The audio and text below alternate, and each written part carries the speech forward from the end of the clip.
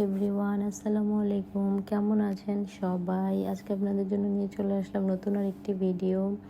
আজকের ভিডিওটা একটু মন খারাপও বলতে পারেন। আজকের ভিডিও হচ্ছে আম্মুকে এখন দিয়ে আসতে যাচ্ছি আমি এয়ারপোর্ট, যেহেতু আম্মুর ফ্লাইটটা হচ্ছে দুবাই এয়ারপোর্ট থেকে বিকেল 4:45-এর ফ্লাইট। তো আমরা বাসা থেকে বের হয়ে গিয়েছি 1:30টার মধ্যে, যেহেতু দুবাই এয়ারপোর্ট আর একটু দুপুর টাইম, রাস্তায় ট্রাফিকও থাকতে পারে, এই জন্য এই উদ্দেশ্যে বের হয়ে গিয়েছি। তো অনেক দিন আম্মু আমার সাথে ছিল, এখন চলে যাবে, আমার অনেক খারাপ লাগতেছে। আর মোহাম্মদের তো অনেকই খারাপ লাগবে, কারণ মোহাম্মদ সবসময় আম্মুর সাথে ছিল। মোহাম্মদের খারাপ লাগাটা মোহাম্মদ প্রকাশও করতে পারবে না। তো যাই হোক, আমরা বের হয়ে গিয়েছি। তো আমরা এখন এই যে সেন্টার পয়েন্ট মেট্রো স্টেশনেও চলে আসছি। একটু রাস্তায় জ্যাম পড়েছিল, তারপরে যাই হোক জ্যাম ট্যাম করে আমরা এখন চলে আসছি।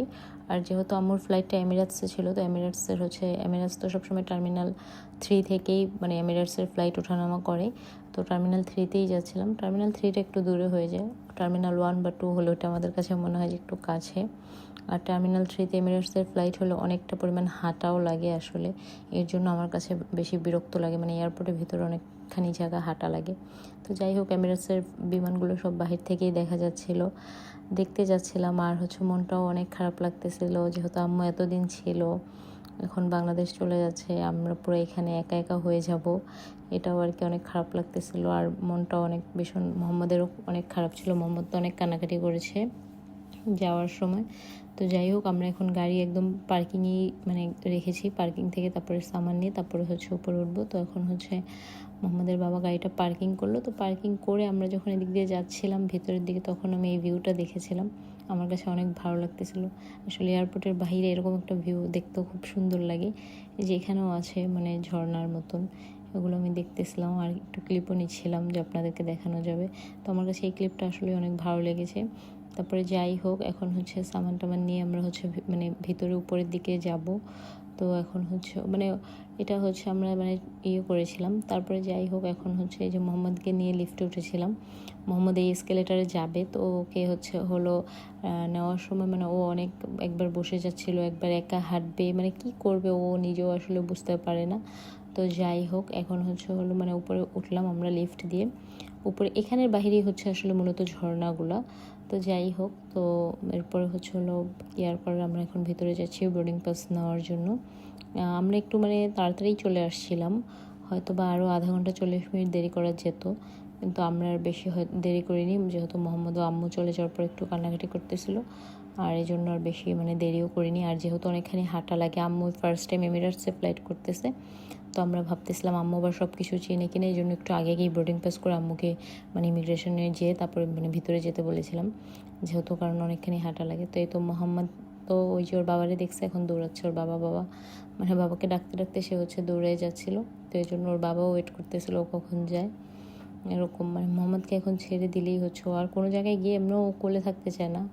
আর তো দুষ্টুমি অনেক করে, এয়ারপোর্টে যেও অনেক দুষ্টুমি করতেছিল। এই বোর্ডিং পাস নেওয়ার টাইমে তো অনেকটা বিরক্ত করেছে। ও যেদিকে ব্যাগেজগুলো দেওয়া লাগে, ও সেখানে উঠে বসে আছে, ও ব্যাগেজের সাথে পায় না, অন্যান্যর সাথে বাংলাদেশ চলে যাবে।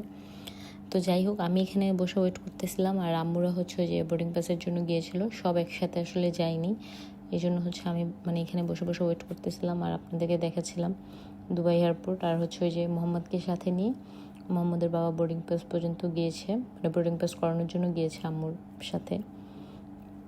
তো যাই হোক, তারা বোর্ডিং পাস করাচ্ছে, আর আমি এখানে বসেছিলাম, একটু সময় লেগেছিল বোর্ডিং পাস করতে। তো আমি এখানে বসে বসে এই যে ক্লিপগুলো নিচ্ছিলাম যে কি।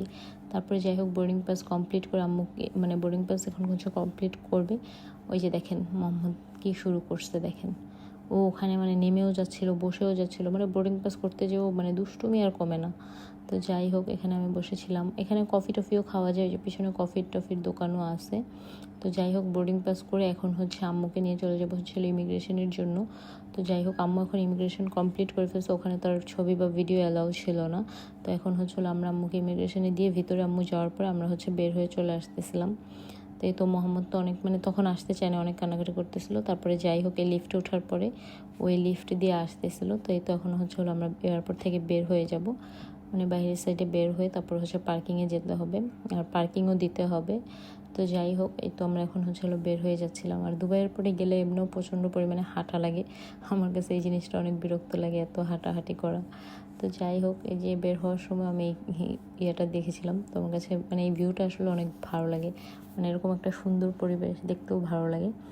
তো যাই হোক, এখন হচ্ছে তো চলে যাচ্ছি। তো এখানে তো আবার হচ্ছে গাড়ি পার্ক করলে পার্কিং দেওয়া লাগবে, মানে গাড়ির জন্য পে করা লাগবে। তো এখন হচ্ছে হলো ফার্স্টে আমরা পার্কিং পে করব, তারপরে হচ্ছে হলো গাড়ি মানে নিয়ে তারপর হচ্ছে হলো আমরা বাসার দিকে মানে বের হয়ে যাব। তো আগে ফার্স্টে পার্কিং দেওয়া লাগে। তো এখন হচ্ছে আমি আর মোহাম্মদের বাবা গেলাম পার্কিংয়ে। তো মোহাম্মদের বাবা আজকে বসে হচ্ছে তুমি আজকে পার্কিং পে করবা। আসলে আমার কাছে না এই যে এটিএম বুথ থেকে মানে এটিএম বুথে যে টাকা দেওয়া তারপর টাকা নেওয়াটা, এই জিনিসটা আমার কাছে অনেকটা ভয় লাগে।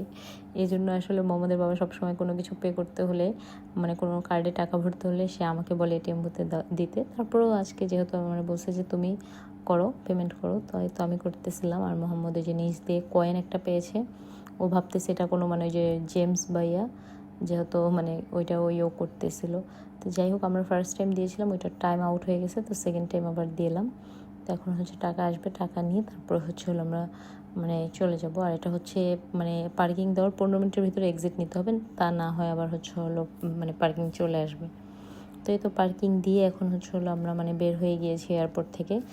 তো আম্মুকে ফোন দিয়েছিলাম যে আম্মু কোথায় আছে বা জানার জন্য। তো আম্মু তখন বললো যে আম্মু হ্যাঁ গেট নাম্বার পেয়েছে, মানে ওয়েটিং রুমে গিয়ে ওয়েট করতেছিল।